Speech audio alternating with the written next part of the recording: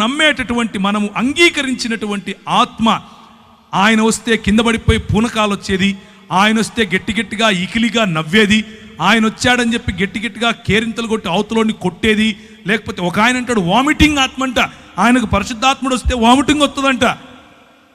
ఒక ఆయన అంటాడు పరిశుద్ధాత్మ వస్తే నేను అవతలోని తిడతానంటాడు, ఒక ఆయన పరిశుద్ధాత్మ వస్తే నేను సాతాను తిడతానంటాడు. ఎట్లా పడితే అట్లా. పరిశుద్ధాత్ముని శక్తి రాజ్య నిర్మాణానికి ఉపయోగపడుతుంది. పరిశుద్ధాత్ముని శక్తి నోరు తెరిచి మాట్లాడితే అవతలి వాడికి తర్కాన్ని నిర్వీర్యం చేస్తుంది. పరిశుద్ధాత్ముని శక్తి చేయుంచి ప్రార్థించకపోయినా చేతులు ఉంచితే చాలు స్వస్థత తీసుకొస్తుంది. పరిశుద్ధాత్ముని శక్తి యేసుక్రీస్తు యొక్క వర్చస్సును, యేసుక్రీస్తు యొక్క రాచరికాన్ని చాటుతుంది. పరిశుద్ధాత్ముని శక్తి ఈ లోకములో ఉన్నటువంటి, ఈ లోకనాథుడైనటువంటి అపవాది యొక్క క్రియలను లయపరుస్తుంది. పరిశుద్ధాత్ముని శక్తి మనకు స్వస్థతతో పాటు బుద్ధిని తీసుకొస్తుంది. పరిశుద్ధాత్ముని శక్తి గవర్నెన్స్ తీసుకొస్తుంది. పరిశుద్ధాత్ముని శక్తి అడ్మినిస్ట్రేషన్ నేర్పిస్తుంది. పరిశుద్ధాత్ముని శక్తి కేవలం చెక్క భజన నేర్పించదు.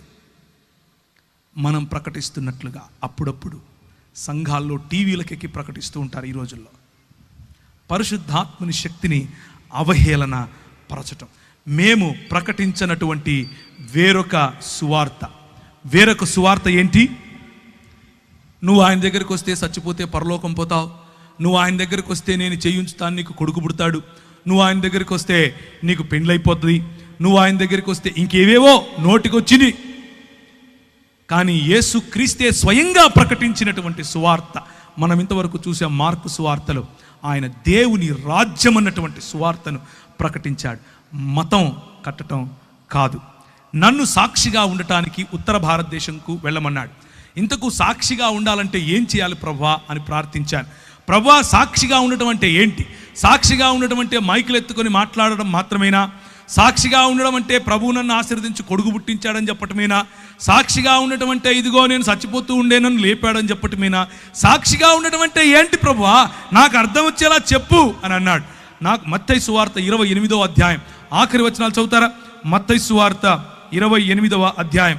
కనుక మీరు సర్వలోకమునకు వెళ్ళి 16 నుంచి సమస్త జనులను 18 నుంచి చదువుదామా?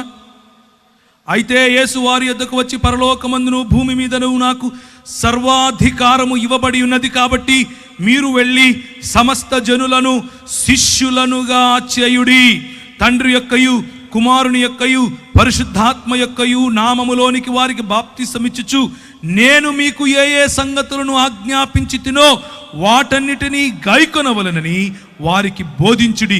ఇదిగో నేను యుగ సమాప్తి వరకు సదాకాలము మీతో కూడా ఉన్నాను. అధికారము నాది, పరలోకములో అధికారం నాది, భూలోకములో అధికారం నాది, నీ పైన అధికారం నాది, నీ హృదయంలో నేను ఇప్పుడు రాజును. నువ్వు వెళ్ళు. ఎలా వెళ్ళాలి? ప్రతినిధిగా వెళ్ళాలి. నువ్వు మాట్లాడింది నేను మాట్లాడినట్లుంటుంది, నువ్వు చేయి పెడితే నేను చేయి పెట్టినట్లుగా ఉంటుంది, నువ్వు పలికితే నేను పలికినట్లుగా ఉండాలి, నీ ప్రవర్తన నా ప్రవర్తనలాగా ఉండాలి. నీ సాక్ష్యం అంటే నోరు తెరిచి ఒక మాట చెప్పి బయట జీవితంలో ఇంకొక జీవితం కాదు సోదరులారా.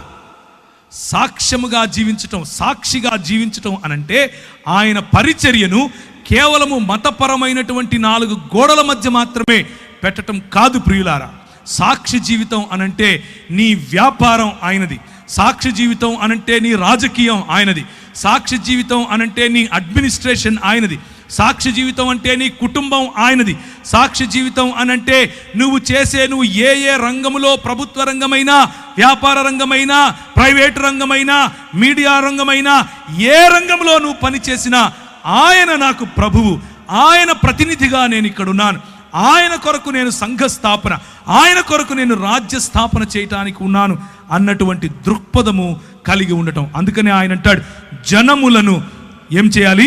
శిష్యులనుగా చేయాలి.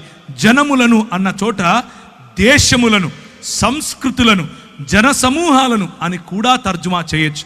గ్రీకులో వాడినటువంటి పదము ఎత్నే అన్నటువంటి పదం, ఆ పదాన్ని అలా కూడా తర్జుమా చేయొచ్చు. మన పిలుపు ఒక దానియేలు పిలుపు, మన పిలుపు ఒక నెహెమ్యా పిలుపు, మన పిలుపు ఒక దావీదు పిలుపు, మన పిలుపు ఒక ఎస్తేరుకి ఇవ్వబడినటువంటి పిలుపు.